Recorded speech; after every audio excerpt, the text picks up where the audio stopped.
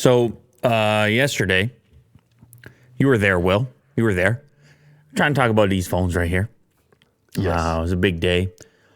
I guess when people are watching this, it might be a day and a half ago or something like that. But we did a live stream shortly after the event ended for the Pixel 7 Pro and Pixel 7, and also the new Pixel Watch.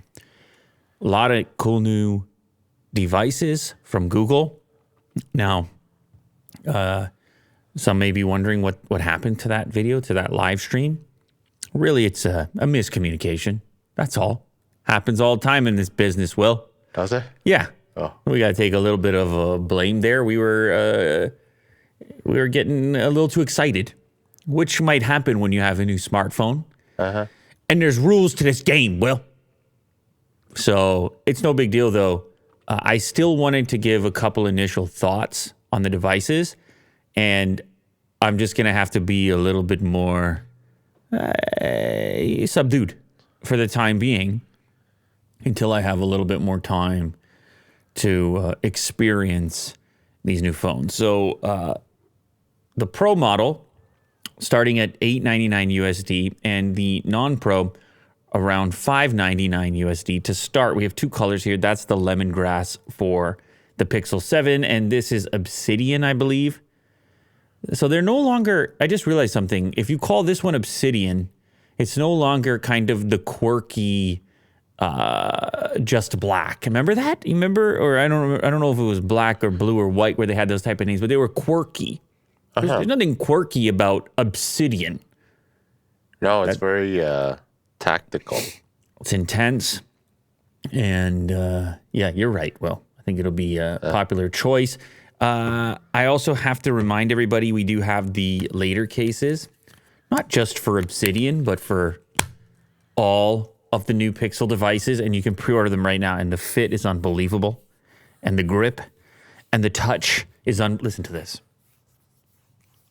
You see that? That's satisfying right there. Keep the fingerprints off your new Pixel 7 Pro.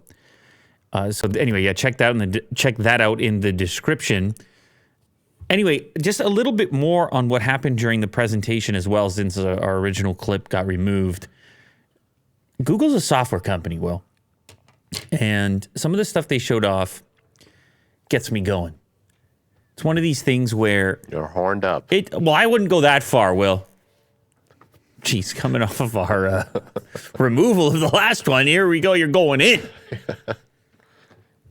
There's something about a product improving over time via software. There's something about... making strides. It's kind of like magic. It's just in the background. Like, whoa, look how that worked. Well, they use the word magic with the eraser, don't they? As far as removing people from a particular frame. Some of the stuff that they're doing with Zoom, the camera system, particularly on the Pro model. Some of the stuff with transcribing that I talked about. I will say this right now. The biggest thing I feel that I'm lacking using iOS, I'm currently using the 14 Pro Max, voice and responsiveness to voice and accuracy with voice and the comprehensiveness of Assistant. Just not quite there. Cross-platform. Now this Tensor chip is doing all kinds of fancy stuff with retouching old photos, figuring out zoom beyond the optical range, erasing things out of photos. Yeah, the magic aspect. So they spent a lot of time on software and not as much on hardware. The hardware has changed, and they are different. And that's another thing I want to recap really quick.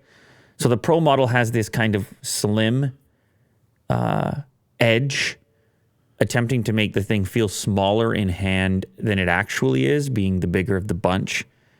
And then it's a little bit more blunted on the standard Pixel 7, which has a slightly flatter edge. Also, we have the matte finish, metallic band, no longer glass, but it is polished and chrome-like on the Pro model, matte finish on the standard model.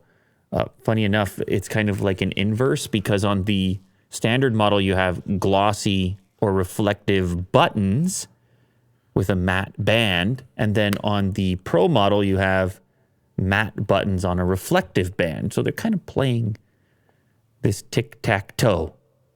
Oh, if you will. That's definitely not what it is, but this is an exclusive color as well for the standard model, this lemongrass, and then there is an exclusive hazel, which has been getting a lot of love on the Pro model. It's kind of a grayish hue with some gold-like accents, and people are kind of into that.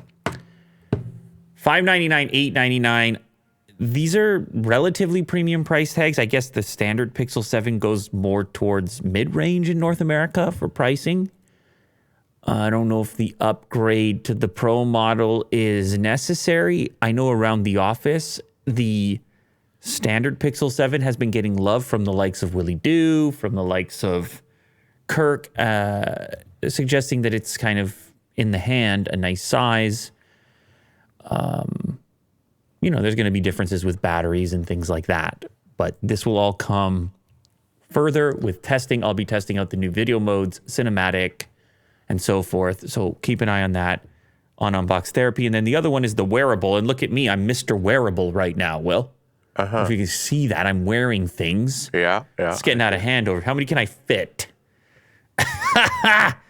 Anyway, I'll get to the bottom of all this for you. That's why I wear the thing so you don't have to, or so you can eventually wear the one that's best for you, possibly. A very organic approach to the design with the Pixel Watch. Google has said that they wanted it to sort of blend and then not be obstructive when it comes to like a long sleeve shirt or something lifting up over the top of it.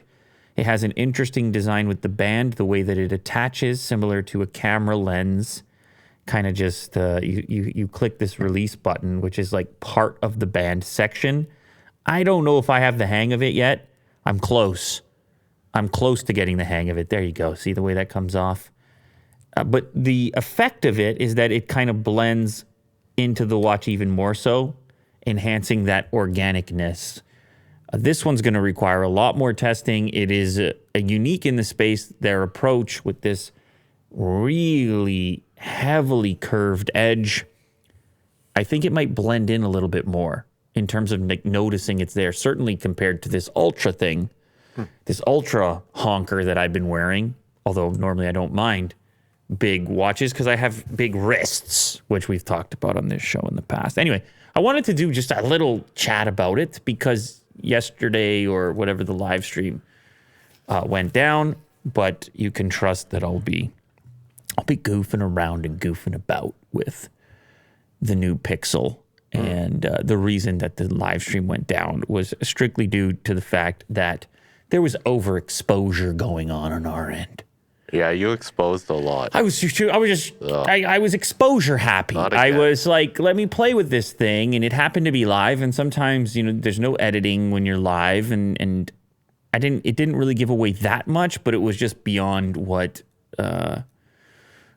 the capabilities were. It happens for us at the time. What our capabilities were supposed to be around the showcasing, and it's fine, and it happens, and it's no hard feelings, and that's why I just wanted to show these beauties off to you now today, instead. Okay. Do we agree? Are we in agreeance, Will? Yeah. We're in agreeance. Squashed. Squash. Hey, man, if you say squash, it makes it sound like there's a problem to begin. There's no problem. No. I take it back. Been in this game for a decade. I've been in this game. Stuff happens, man. You move on. You move forward, don't you? Will?